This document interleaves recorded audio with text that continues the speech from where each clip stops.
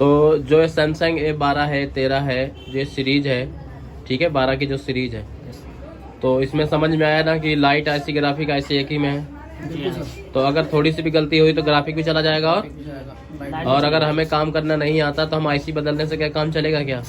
IC बदलने से नहीं होगा। मेन आपको ट्रेसिंग आनी चाहिए। हम आपको समझा दिए कहाँ से क्या करना है, आपको कैसे आपको फॉल्ट पकड़ना है, ठीक है। तो समझ में आया ना। कल आपने एक सेट बनाया, सामने बना A13 और ये है M12S है।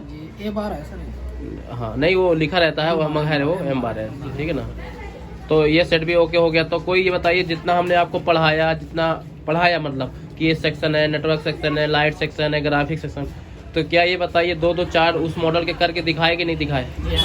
ऐसा तो नहीं खाली पढ़ाया हो बस, सबका प्रैक्टिकल करके दिखाया ना, प्लस और आपको भी दिखाया कि कितना आसान है करना।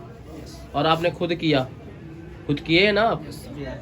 ऐसा तो नहीं कि कुछ ऐसा लग रहा हो कि हम नहीं कर पाएंगे। आपने डबल टेकर का भी काम करा, बूटिंग का भी पूरा समझ में आ गया ना।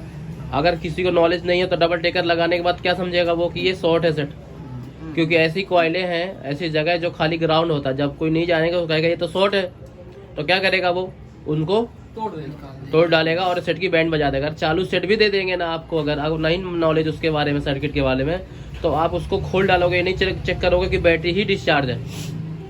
तो इसीलिए समझना बहुत ज़रूरी है। सब सेट एक जैसे नहीं होते हैं, क्योंकि PMI भी होती है और BQ भी होती है, ठीक है।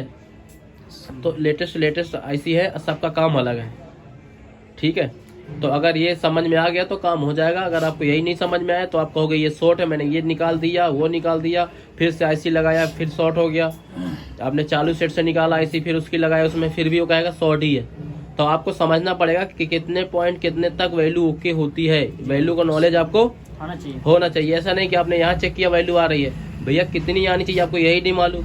अब जहाँ 500 आना चाहिए वहाँ 200 आ रही है, ठीक है।